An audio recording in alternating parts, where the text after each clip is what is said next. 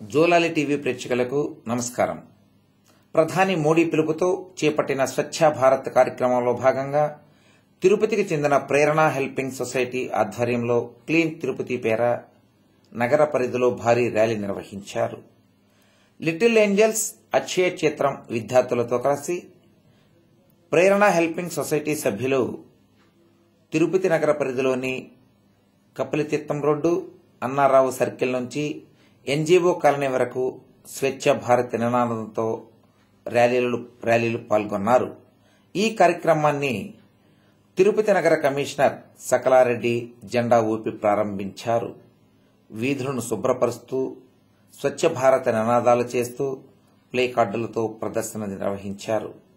ఈ ర్యాలీలో భాష, కౌశిక్, ఉదయ్, మహేష్, శ్రీను, కార్తికలతో పాటు ఆయా పాఠశాలల అధ్యాపకులు, విద్యార్థులు పాల్గొన్నారు.